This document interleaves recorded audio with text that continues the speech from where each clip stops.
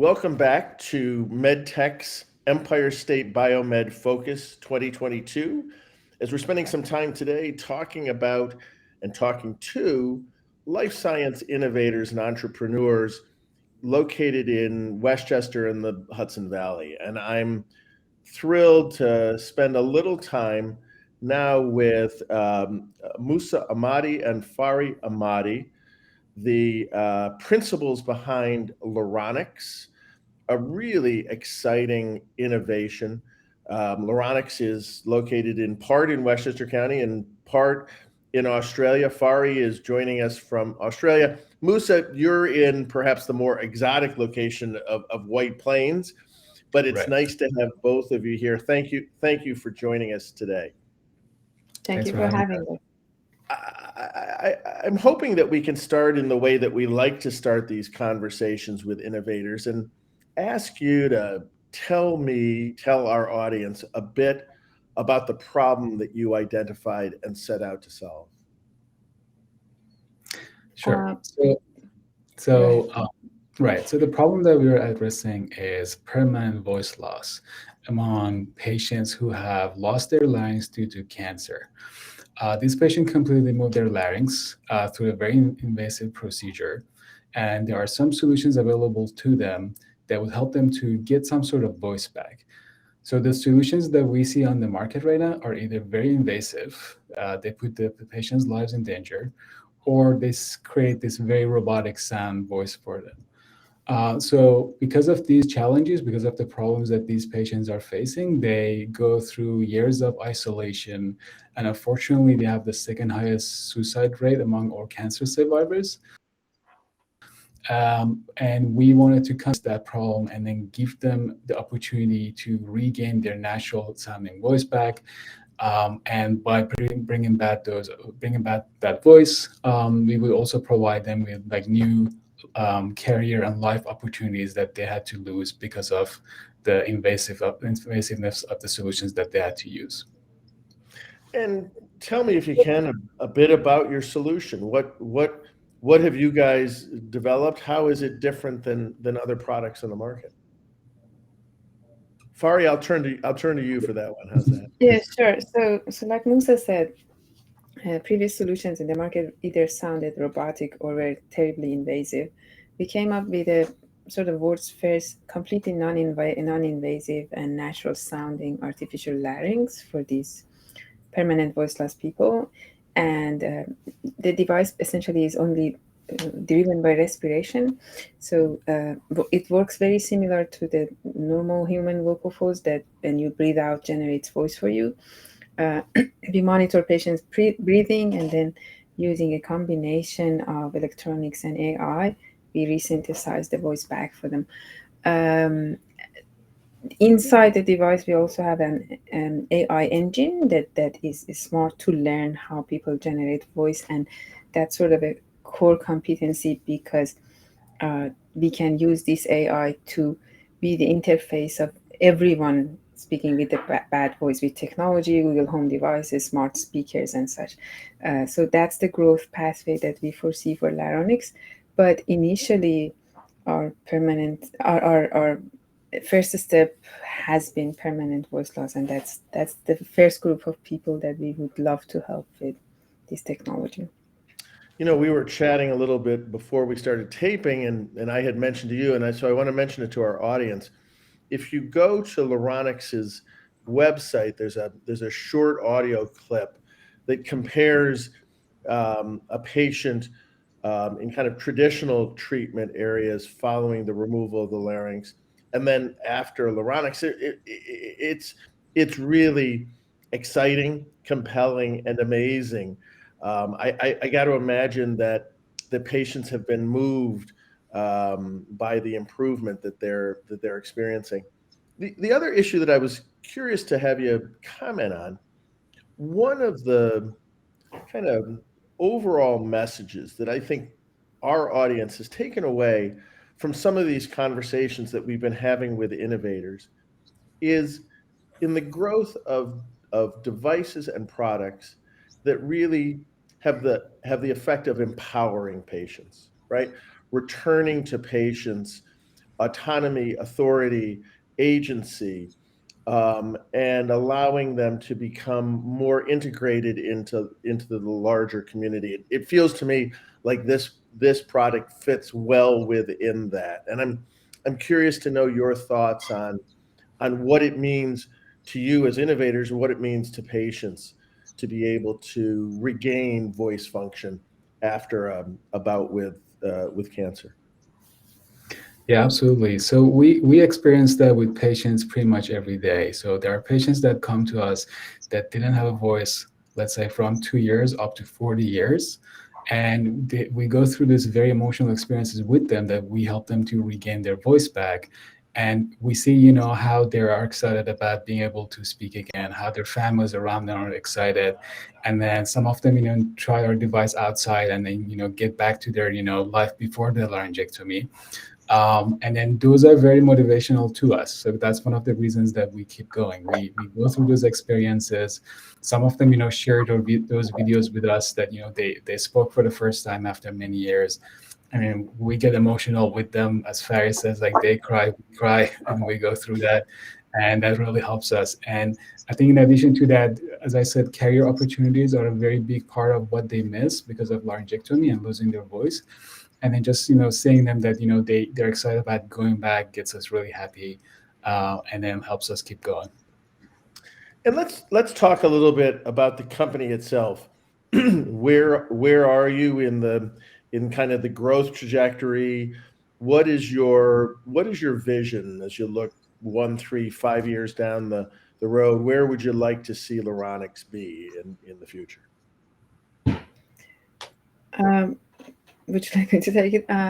So one of the things that has been quite moving for us is that actually, if anything happens to your larynx, you will lose your natural human voice forever. And unlike other sorts of disabilities that the world has matured enough to embrace or make life easier for disabled patients, it's not the same for voice loss. There is no technology, no decent technology prior to us that people with voice loss can communicate effectively. And you will be surprised how we are also extremely impatient about communication disability. We don't wait for these people to join the conversation. We move on topics, essentially leaving them behind. So unfortunately, the more the condition becomes serious, the bigger problem these people face, including permanent voice loss, for example, which has the second highest suicide rate among all cancer survivors.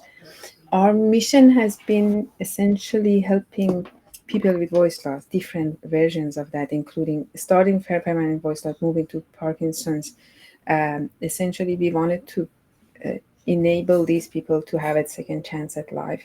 And we sort of are using the technology advantage that we have combined with the strong need that these people have to essentially and hopefully dominate this sector. That's the plan.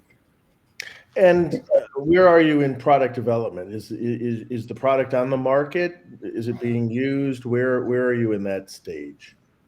Musa, would you like to take that?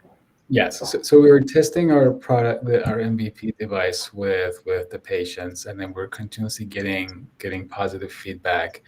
We're going through some of user adoption studies to understand if there are any factors about the device that we need to adjust. We have a very user patient-centered approach. So we get feedback, we go back to the engineers and then try to see how we could improve the device, and then fix the issues that it might have, and then come back to the patients with a better technology. We're moving forward to do our first launch in 2023. Very, very excited about it. We're going to do a small launch and understand what patients react to the technology, and then prepare a bigger outreach to the patients and expand as we go. And help me understand, as I mentioned at the top of this interview, Fari, you're in Australia. Musa, you're in Westchester County. Make some sense of that. What's that all about? We had a long chat, conversation around who should stay where, and then essentially we decided that for a range of reasons, better that the technology is developed in Australia, and the US has a larger number of voice loss people. So we decided that we keep our UX and user studies and essentially market access in the US. Um, Also, being in two different countries across the globe puts Laronix on a 24-hour life cycle per day. So it just, I don't think the company sleeps at all. Yeah. And is it your intention to be global in your reach? Are you starting off in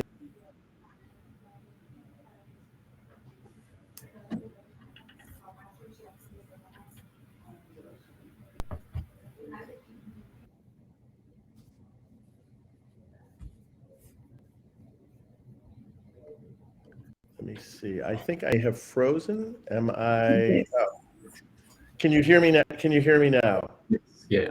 Terrific. I guess my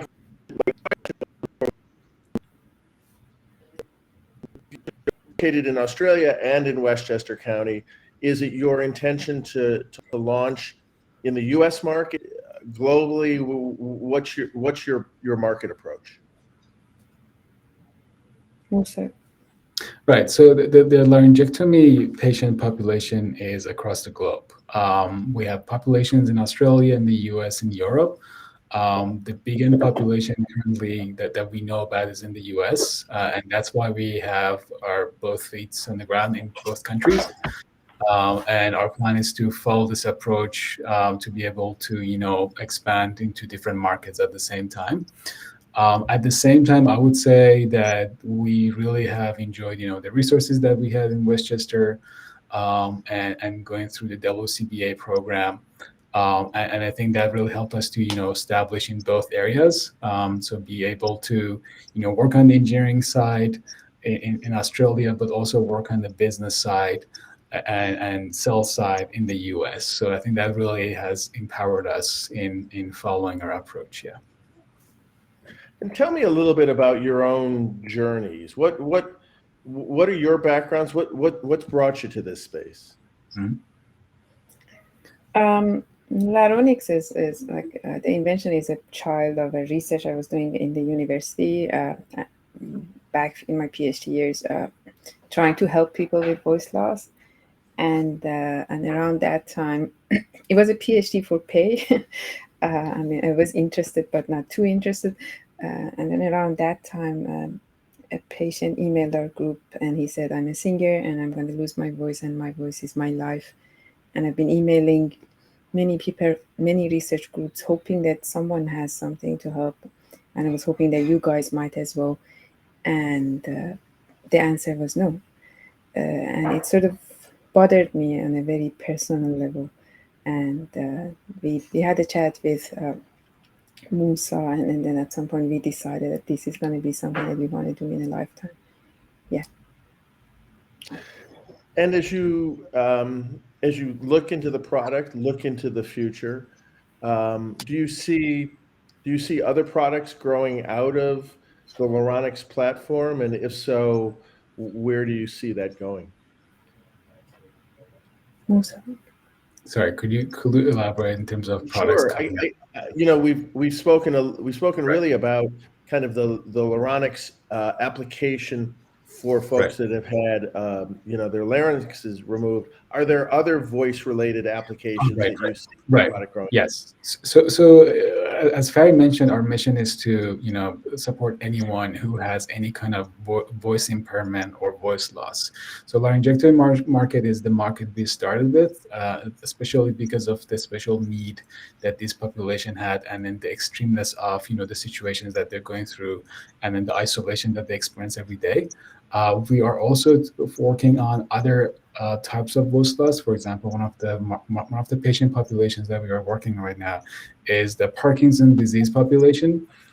because they do also experience, gradual voice loss or voice impairment, and then they slowly lose their voice, and then they also experience lots of social issues, and then lots of, social isolation situations.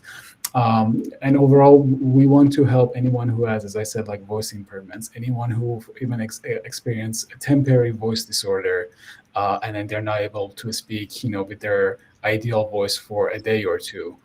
So we want to expand to that with other types of hardware and software products, so we could help them.